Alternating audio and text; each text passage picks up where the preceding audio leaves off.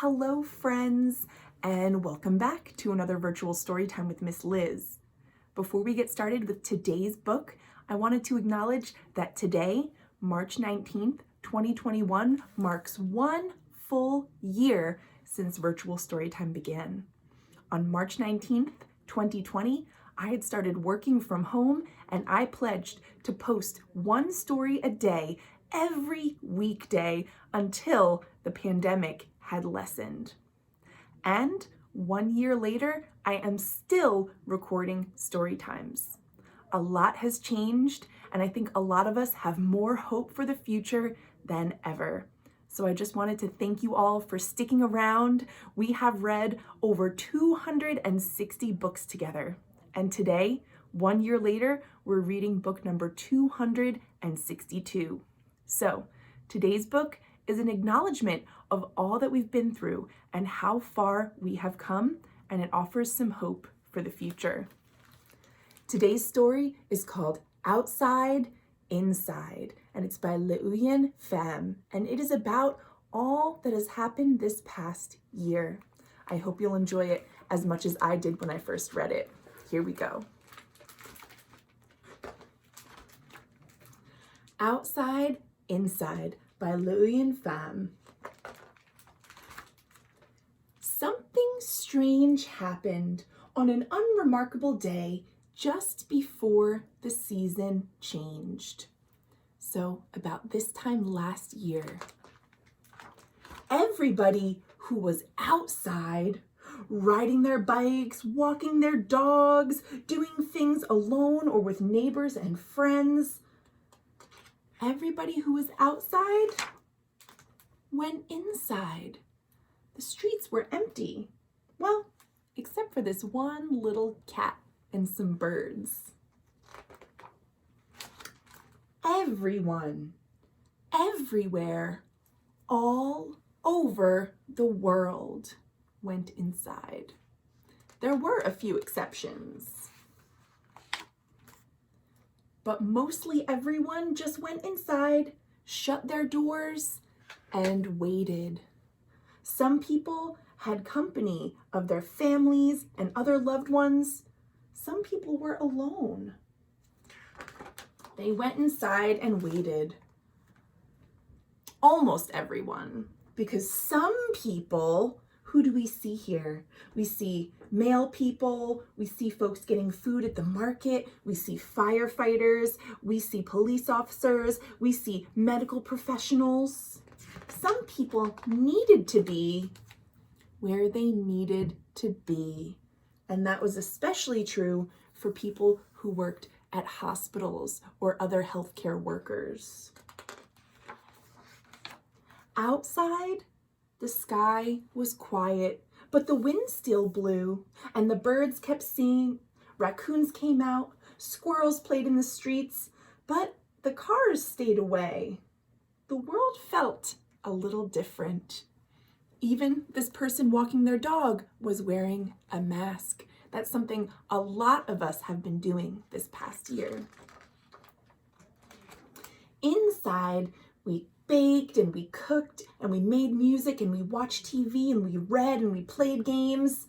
Some of us worked a little, some of us worked a lot, and some of us couldn't work at all. We all felt a little different. Outside, there were fences, both real and pretend. Swings sat still and slides were lonely. Bells didn't ring and halls were empty. We had birthdays without parties.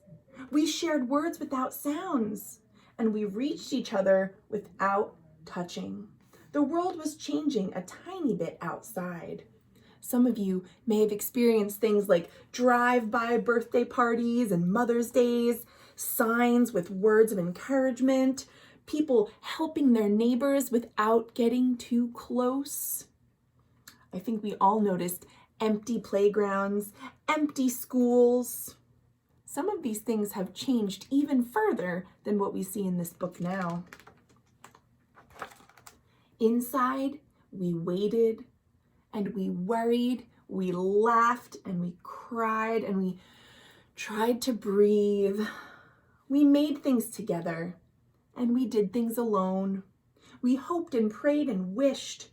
We were all changing a tiny bit inside. I know that when I was alone at the beginning of the pandemic, I spent a lot of time reading and playing with my dogs and cleaning my apartment. I tried to get outside, especially to give my dogs exercise. It was one of the strangest times in my life. And I'm sure you all have your own stories of what you did in this past year. Outside, the world kept growing. Many of nature's creatures were not affected by what happened to us this past year. We see the cat and the butterflies and the plants are thriving. And I know that in the beginning, when there were less planes in the sky and buses on the street and cars on the road, there was a lot that nature had to be thankful for because the air was cleaner. Outside, the world kept growing, and inside, we kept growing too. I know many of you who used to come for story time have grown so much bigger since I saw you last at the library. Just like this young person is growing too and getting their height marked on the wall.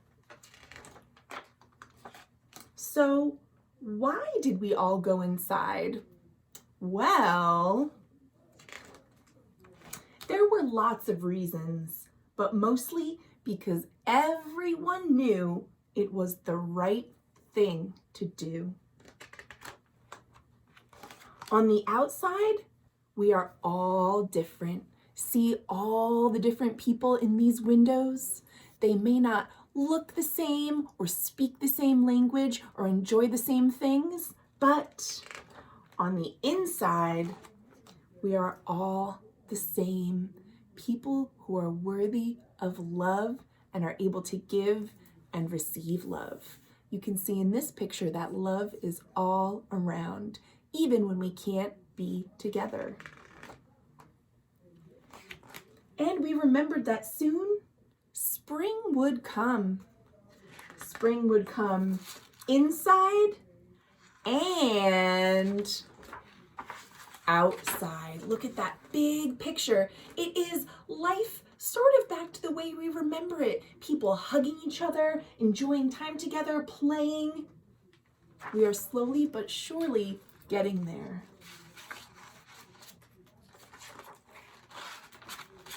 And that, my friends, is the end. I hope you enjoyed this story, Outside, Inside by LeUyen Pham. It is a thing that we can experience together and reflect on all we've been through in this past year.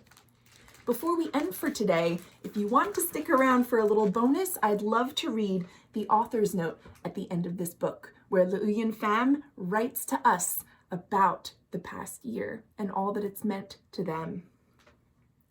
The winter of 2019 seemed much like any other. There were holidays and family gatherings, school projects due and work deadlines. People took trains and buses to work, and planes zigzagged across the sky. We were out and about, talking and eating and living as we always had, until something changed. A virus had entered the world, gradually making its way from city to city, country to country, continent to continent.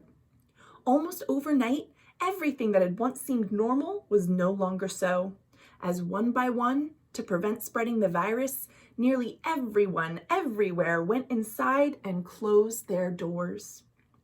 It was difficult to process how quickly things changed. There was a sense, suddenly, that wherever we were in the world, we were cut off. Everyone stayed home, and neighbors next door felt millions of miles apart. The streets and skies seemed eerily quiet and impossibly empty. The world outside felt different. And inside, we felt different too. People with immunity disorders and health issues and the elderly, including my own mother undergoing chemotherapy and my father at his nursing home, were in great danger.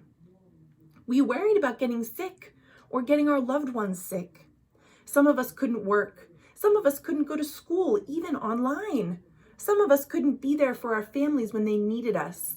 Many businesses closed, some temporarily and some permanently. We had no idea what was going to happen next. It was as if the whole world was holding its breath and waiting. But not everyone stayed inside. Doctors and nurses, the first responders to this pandemic, were on the front lines. With few resources and even less preparation, these incredible heroes rose to the challenge and threw themselves into battling the virus, often putting their own lives at risk. Grocery store employees, delivery people, city workers, and other essential workers compromised their own safety to keep our world running. There were long lines at food banks, serving struggling families hard hit by the lockdown. In those first weeks of quarantine, I started sketching moments from each day. It was my way of coping with events as they unfolded. On walks around our neighborhood, I began to notice small things. Neighbors smiled beneath masks and greeted each other on the street. Teddy bears began appearing in windows for children to hunt for. Paper hearts decorated doors and fences. Sidewalks were vibrant with chalk drawings of rainbows, and signs on lawns read, "We are in this together and we can do this."